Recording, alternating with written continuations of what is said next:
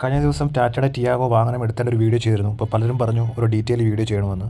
അപ്പോൾ അതാണ് ഈ വീഡിയോ. ഇത് ടാറ്റയുടെ ടിയാഗോ XT റിതം വേർഷനാണ്.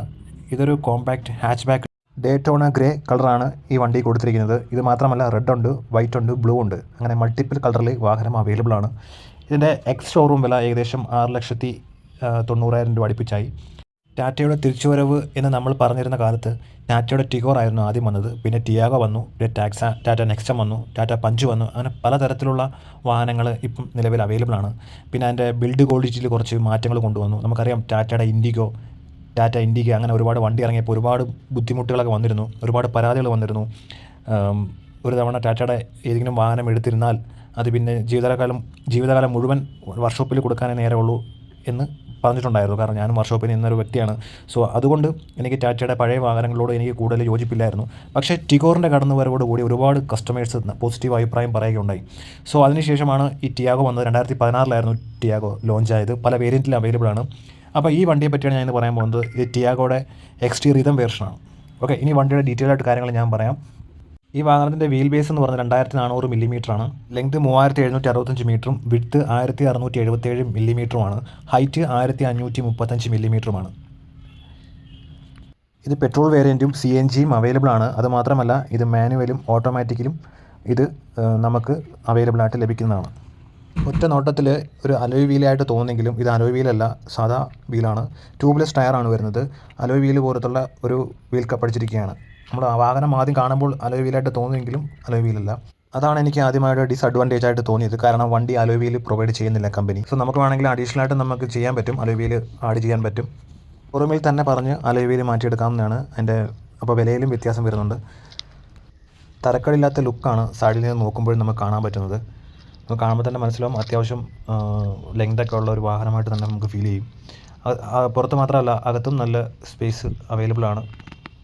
ബൂട്ട് സ്പേസും അവൈലബിൾ ആണ്. CNG വാഹനമാണെങ്കിൽ നമുക്ക് എന്തായാലും ബൂട്ട് സ്പേസ് കിട്ടത്തില്ല. സോ വലിയ ഒരു സിലിണ്ടർ വെക്കേണ്ടതായിട്ട് വരുന്നുണ്ട്. പക്ഷേ പെട്രോൾ വേരിയൻറ്റിൽ CNG നല്ല സ്പേസ് കിട്ടുന്നുണ്ട്. ഇനി ഡോർ തുറന്ന് അകത്തോട്ട് വരുമ്പോൾ ഡ്രൈവറുടെ സൈഡിൽ 4 പവർ വിൻഡോയ്ക്കുള്ള സ്വിച്ചും കൊടുത്തിട്ടുണ്ട്. പിന്നെ മറ്റെല്ലാ ഡോറിലും സിംഗിൾ സ്വിച്ചും കൊടുത്തിട്ടുണ്ട്. പിന്നീട് സ്റ്റിയറിങ് അത്യാവശ്യം തരക്കേടില്ലാത്ത ഒരു ഗ്രിപ്പും കാര്യങ്ങളൊക്കെ ഉണ്ട്. പക്ഷേ നിങ്ങൾ എന്തായാലും ഒരു സ്റ്റിയറിംഗ് കവർ യൂസ് ചെയ്യണം. അപ്പം അത്യാവശ്യമാണ്. സോ അത് മാത്രമല്ല സ്റ്റിയറിങ്ങിൽ തന്നെ മ്യൂസിക് കൺട്രോൾ സിസ്റ്റം കൊടുത്തിട്ടുണ്ട്. കമ്പനി അവകാശപ്പെടുന്നത് 18 അല്ലെങ്കിൽ 17 km/ലിറ്ററാണ്. വാഹനമെടുത്ത് 3 ദിവസം കഴിഞ്ഞപ്പോൾ കിട്ടിയത് 10 km/ലിറ്റർ ആയിരുന്നു. പക്ഷേ കഴിഞ്ഞ ദിവസം ഒരു ലോങ് പോയപ്പോൾ 15 വരെ കിട്ടി. കമ്പനി അവകാശപ്പെടുന്നത് ഇത്രയാണെങ്കിലും ഇത്രയും ഹൈവേയിലൊക്കെ കിട്ടുമായിരിക്കാം. പ്രതീക്ഷയുണ്ട് കിട്ടുമെന്ന്. ഇതാണ് മ്യൂസിക് സിസ്റ്റം. അർമൻ്റെ സിസ്റ്റമാണ് വരുന്നത്. ആൻഡ്രോയിഡ് പ്ലേയും ആപ്പിൾ പ്ലേയും കൊടുത്തിട്ടുണ്ട്. പിന്നീട് റിവേഴ്സ് ക്യാമറ വരുന്നുണ്ട്. അത് ഇൻബിൽറ്റാണ്. സോ വാഹനം എടുക്കുമ്പോൾ തന്നെ കിട്ടുന്നതാണ്. അത്യാവശ്യം തരക്കേടില്ലാത്ത ഡാഷ്ബോർഡും കാര്യങ്ങളൊക്കെയാണ് കൊടുത്തിരിക്കുന്നത്. ഡാഷ്ബോർഡ് ബ്ലാക്ക് കളറാണ് അവർ തന്നിരിക്കുന്നത്. അടിഭാഗത്ത് വൈറ്റും വരുന്നുണ്ട്. പ്യുവർ വൈറ്റ് അല്ല, ഒരു ചാര നിറത്തിലുള്ള കളറാണ് കൊടുത്തിരിക്കുന്നത്. ഇൻറ്റീരിയലിനെ സംബന്ധിച്ച് അത്യാവശ്യം നല്ല ഡിസൈനിലാണ് അവർ ചെയ്തിരിക്കുന്നത്. ഡ്രൈവറുടെ സീറ്റിൻ്റെ മുകളിലായിട്ട് ചെറിയ ട്യൂട്ടർ വരുന്നുണ്ട്. പിന്നീട് മിറർ അഡ്ജസ്റ്റ് ചെയ്യാം. 2 ടൈപ്പ് അഡ്ജസ്റ്റ് ചെയ്യാം. ഫോൾഡ് ചെയ്യാൻ പറ്റില്ല. അപ്പ് ആൻഡ് ഡൗൺ കറക്റ്റ് ചെയ്യാൻ മാത്രമേ പറ്റത്തുള്ളൂ, ഫോൾഡ് ചെയ്യാൻ പറ്റില്ല.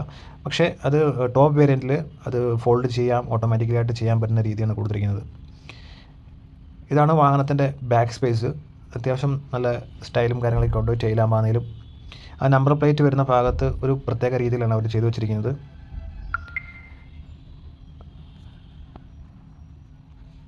ഈ ഡിക്കി ഓപ്പൺ ചെയ്യുന്നതും കീ ഇട്ടതിന് ശേഷം മാനുവലായിട്ട് പ്രസ് ചെയ്താണ് തുറക്കുന്നത്, ഓട്ടോമാറ്റിക്കല്ല. അത്യാവശ്യം സെൻട്രലായി തന്നെ ടാറ്റയുടെ ലോഗോ അതിൽ പഞ്ച് ചെയ്ത് വെച്ചിട്ടുണ്ട്. തൊട്ട് താഴെയായിട്ട് ടിയാഗോ എന്ന് എഴുതിയിട്ടുണ്ട്. ഇതിൽ മെയിൻ ഒരു ഡിസഡ്വാൻറ്റേജ് എന്ന് പറഞ്ഞു കഴിഞ്ഞാൽ ബാക്കിലത്തെ ഗ്ലാസ്സിന് വൈപ്പർ വരുന്നില്ല. പക്ഷേ ടോപ്പ് വേരിയൻറ്റിൽ വൈപ്പർ വരുന്നുണ്ട്. അത് വേണമെങ്കിൽ നമുക്ക് അഡീഷണലായിട്ട് ചെയ്യാൻ പറ്റും. ഗ്ലാസ് കട്ട് ചെയ്ത് ഗ്ലാസ്സിനകത്താണ് ആ ഒരു വൈപ്പർ മോട്ടറും കാര്യങ്ങളൊക്കെ വരുന്നത്. സോ അത് ആവശ്യമില്ലെങ്കിൽ വേണ്ട, ആവശ്യമുണ്ടെങ്കിൽ നിങ്ങൾക്ക് അഡീഷണലായിട്ട് ഗ്ലാസ്സിനകത്ത് തന്നെ ചെറിയൊരു വൈപ്പർ സെറ്റ് ചെയ്യാവുന്നതാണ്. അത് ഫ്രണ്ട് 2 സീറ്റിലെ ഹെഡ് റെസ്റ്റ് നമുക്ക് റിമൂവ് ചെയ്യാൻ പറ്റുന്നതാണ്. പക്ഷേ ബാക്കിലത്തെ സീറ്റിൽ റിമൂവബിൾ അല്ല, ഇൻബിൽറ്റാണ്. 4 ഡോറിലും സ്പീക്കേഴ്സ് വരുന്നുണ്ട്. അത്യാവശ്യം മ്യൂസിക് സിസ്റ്റം ഇട്ട് കഴിഞ്ഞാൽ അത്യാവശ്യം നല്ല സൗണ്ടും ക്വാളിറ്റിയൊക്കെ ഉണ്ട്. പിന്നെ 4 ഡോറിലും ചൈൽഡ് ലോക്കും വരുന്നുണ്ട്.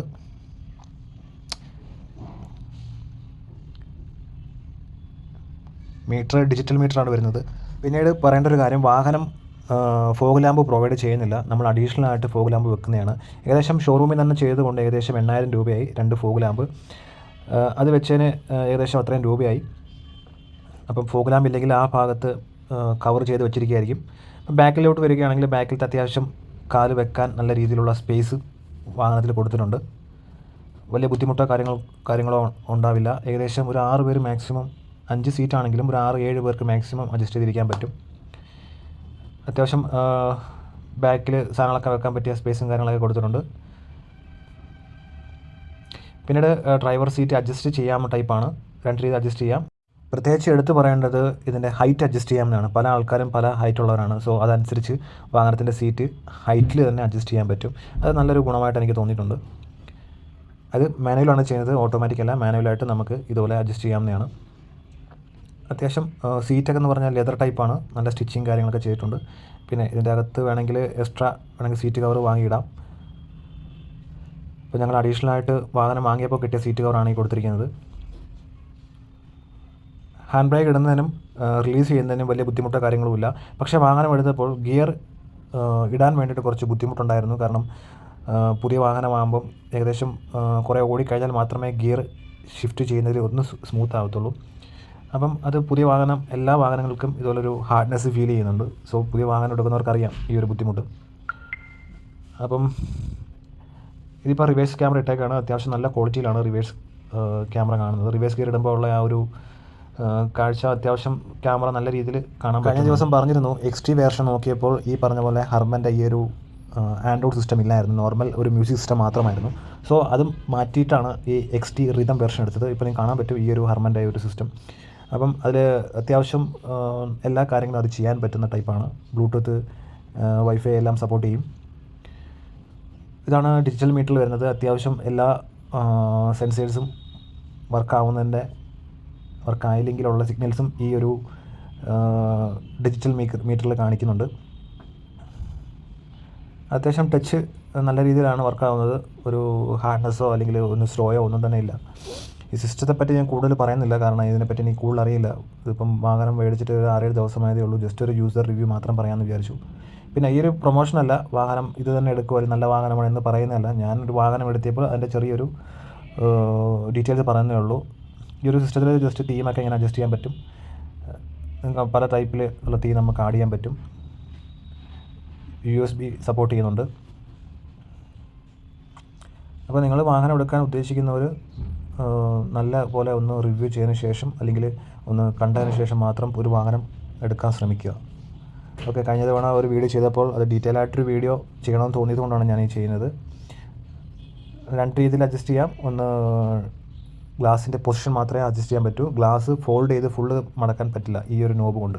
പക്ഷേ ഇത് മാനുവലാണ്, നിങ്ങൾക്ക് കാണാൻ മനസ്സിലാവും. അത്യാവശ്യം AC നല്ല കൂളിങ്ങും കാര്യങ്ങളൊക്കെ ഉണ്ട്. ഒന്നിലിട്ടാൽ മതി. അത്യാവശ്യം നല്ല രീതിയിൽ കൂളിങ് ആവുന്ന രീതി തന്നെയാണ് വാഹനത്തിൽ കൊടുത്തിരിക്കുന്നത്.